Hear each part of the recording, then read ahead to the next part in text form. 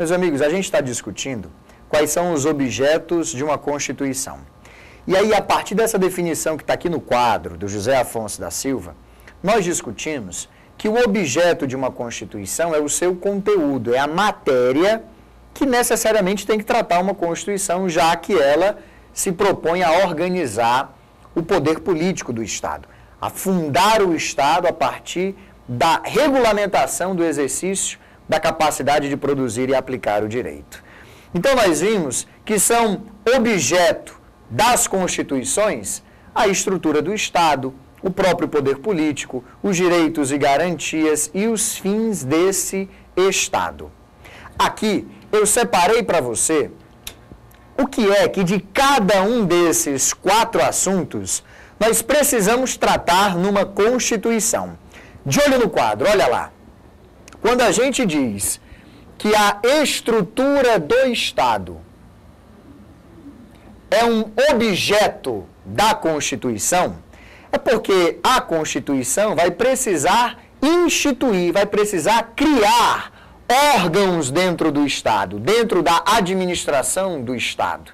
E, claro, vai precisar definir as suas competências. Mas isso é óbvio, gente. É como se nós tivéssemos, então, a seguinte situação. Eu tenho que produzir e tenho ainda que aplicar o direito. Muito bem. Eu já sei que vou fazer isso através do Estado, que é o Estado, o ente dotado desta capacidade, o ente dotado desta autoridade, deste poder. E que a este poder eu chamo poder político. Muito bem. Acontece que o Estado, para produzir e aplicar o direito, vai precisar de uma estrutura. Eu vou precisar ter órgãos. Repara bem, hein? Órgãos da administração pública. Olha lá, não vão me enredar para a Lidiane, certo? Órgãos da administração pública é diferente de órgãos administrativos, viu? Órgão administrativo está muito mais relacionado, está mais intimamente associado à função executiva do Estado. Aqueles órgãos que, dentro da estrutura da administração pública, se encarregam de competências executivas. Aqui eu estou falando de maneira mais geral, eu não estou falando de órgão administrativo, eu estou falando de órgãos da administração pública, órgãos do Estado. São através desses órgãos da administração pública que o Estado vai produzir e aplicar o direito. Então, na hora em que eu digo que a Constituição tem como um dos seus objetos a estrutura do Estado, significa que a Constituição vai criar, a Constituição vai instituir órgãos do Estado e vai definir as suas competências. Além disso, a gente já viu aqui que uma Constituição, ela vai também precisar dispor sobre o poder político. Olha, dispor sobre o poder político significa dispor sobre alguns aspectos, tá? Primeiro aspecto, olha lá, o modo de aquisição e o exercício deste poder. Está aqui. O modo de aquisição e o exercício do poder político.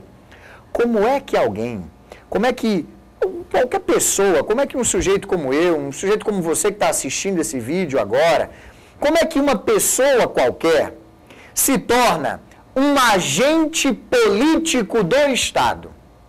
Como é que uma pessoa de carne e osso tem acesso àqueles órgãos da administração pública encarregados de produzir e de aplicar o direito? Portanto, qual é o modo de aquisição do poder político? E tendo adquirido o poder político, como é que eu vou exercer este poder? Ora, na hora que a Constituição trata disso, a Constituição trata de definir qual é a forma de governo, o regime de governo, o sistema de governo, e trata também dos limites, trata também de até onde a gente pode ir nessa história de produzir e de aplicar o direito. Ó, quando a Constituição apresenta como um dos seus objetos os direitos e garantias fundamentais, o que ela está fazendo na prática é nos protegendo. Lembra que eu comentei com você no vídeo anterior? Ao disciplinar a maneira como o Estado pode produzir e aplicar o direito, ao disciplinar como é que o Estado pode usar a sua força, a sua violência, a Constituição é um sistema de princípios que também nos protege. E essa proteção, essa garantia contra o exercício arbitrário do poder político, essa garantia contra o exercício ilimitado do poder, nos protege. Protege o indivíduo contra o poder do Estado. E protege o indivíduo a partir da compreensão expressa no texto constitucional acerca da dignidade da pessoa humana. Lá nos direitos e garantias fundamentais, nós vamos ver também expresso na Constituição o que é que ela compreende sobre a dignidade inerente aos seres humanos.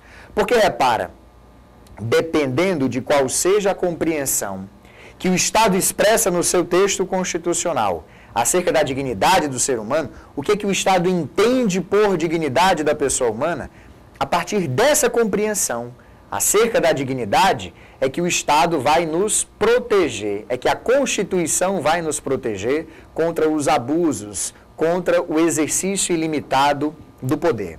Então, todas as normas que apresentem alguma dimensão sobre a compreensão da dignidade da pessoa humana, todas as normas constitucionais que estabeleçam direitos e garantias aos indivíduos, são direitos e garantias fundamentais, são objeto da Constituição. Bom, e finalmente nós temos aqui o outro objeto das Constituições, os fins do Estado, a sua finalidade política, social, econômica e por aí vai. O que foi que eu fiz então? Eu fui até a Constituição separar para você algumas normas jurídicas que apresentam o objeto da Constituição. Então, pensei aí para você alguns dispositivos constitucionais que apresentam a estrutura do Estado. Olha aqui, ó. Estamos discutindo estrutura do Estado. E estrutura do Estado, não se esqueça, o que é que nós estamos fazendo? Estamos instituindo órgãos, estamos definindo competências para o Estado. Olha aqui um exemplo, ó, o artigo 18 da sua Constituição. Pega o Estado brasileiro e vai dividir em unidades político-administrativas, em esferas de governo. Diz o artigo 18, a organização político-administrativa da República Federativa do Brasil compreende a União, os Estados, o Distrito Federal e os municípios, todos autônomos nos termos desta Constituição. Lembra que estrutura do Estado como objeto da Constituição significam normas constitucionais relativas à criação de órgãos, a definição de competências. Bom, a primeira coisa da estrutura do Estado brasileiro é a sua estrutura político-administrativa. Aí o que é que nós estamos dizendo aqui? Nós estamos dizendo que a República Federativa do Brasil tem 4 esferas de governo. Que a República Federativa do Brasil será administrada através de um governo federal, através de governos estaduais, através de um governo distrital e de governos municipais. E que todos esses governos, eles são autônomos nos termos da Constituição. Exercem poder político limitado. Olha aqui, tem mais exemplo, olha. Ainda sobre a estrutura do Estado, quando o artigo 21 define competência, quando ele diz assim, olha, compete à União, competência administrativa da União. Ou quando o artigo 23 diz, escuta lá, é competência comum de todas as unidades político-administrativas. Ó, competência da União, dos estados, do Distrito Federal, dos municípios. Eu estou definindo competência. Olha o 22. Compete privativamente à União legislar sobre. Está aqui a competência legislativa que só pertence ao governo federal. O 24 vai falar também de competência legislativa, só que vai dizer que essa competência legislativa é concorrente, pertence à União, junto com os estados, o Distrito Federal. Esses aqui são exemplos de definição de competência, portanto, de um objeto da Constituição que é a estrutura do Estado. Quem compõe essa estrutura? Quem é competente para quê dentro dessa estrutura?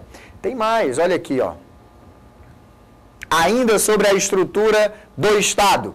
Eu estou instituindo um órgão. Olha aqui, ó. O órgão que eu estou criando no artigo 44. O órgão que eu estou criando no artigo 44 é o Congresso Nacional.